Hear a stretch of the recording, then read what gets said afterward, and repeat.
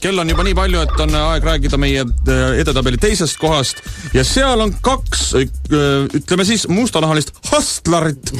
Üks on 38-aastane, teine on 39-aastane. Nad võeti kinni sellepärast, et nad tegid ühte trikki, pettusskeemi aretasid. Fookust. Mis fookust? Tegid fookust. Fookus-pookus. Nimelt neil oli käes selline asi nagu võluümbrik, millega nad käisid siis siin. See toimus kõik, kus juures siis... Juhime tähelepanu, Tallinnas toimus, jah. Niimoodi, kus kaks mustanahalist hustlerit käisid ringi, neil oli käes nii-öelda nende jutu järgi võluümbrik ja mida nad siis tegid selle võluümbrikuga? Võluümbrikuga nad siis kutsusid inimese enda juurde, ütles talle, et meil on võimalik sinu raha paljundada.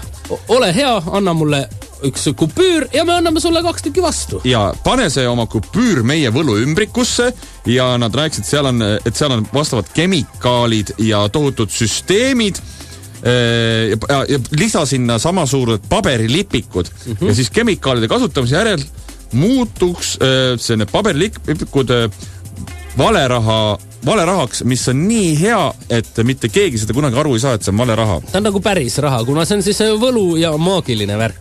Jah, et läbib kõik kontrollid.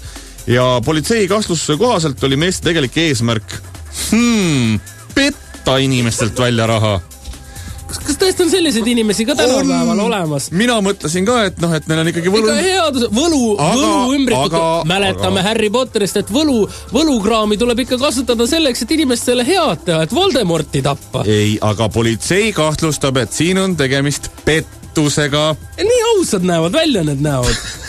Tallinna kesklinnas lume sees 2 neegrit tulevad võluümbrikuga sinu juurde ja kas sa usuks või ei usu? Mina usuksin. Mina rääkisin nende meestega juba juttu ja nad lubasid täna pidimegi seda pärast saadet kokku saama.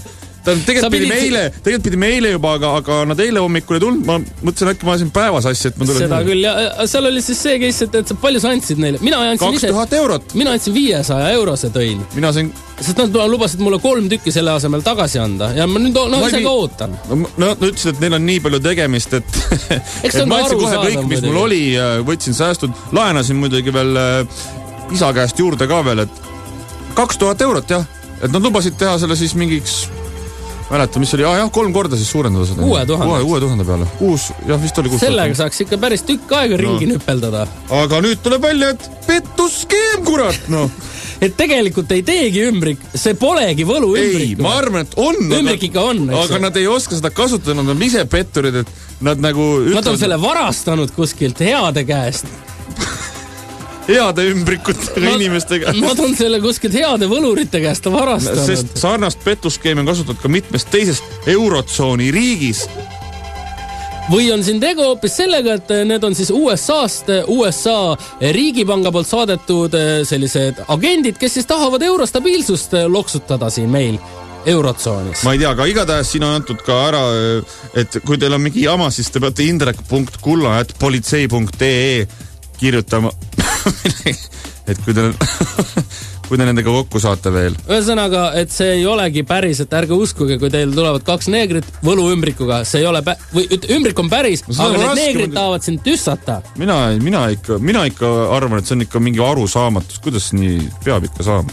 Võib-olla on siin tegu tüüpilise sellise eestlaste ahnusega, et mõni eestlasele andis 20 eurose, sai 2 valeraha eurot vastu, oma õige eurose pidi ära andma muidugi, ja siis läks ahneks, tahtis veel seda ka tagasi saada. Eesti politsei, palun, kui teil on mingid tänavakaamera ülesvõtted, kuidas selline protsess käiks ja kes need inimesed on, kes selle võluümbriku lõksu läksid, siis palun näidake meile ka.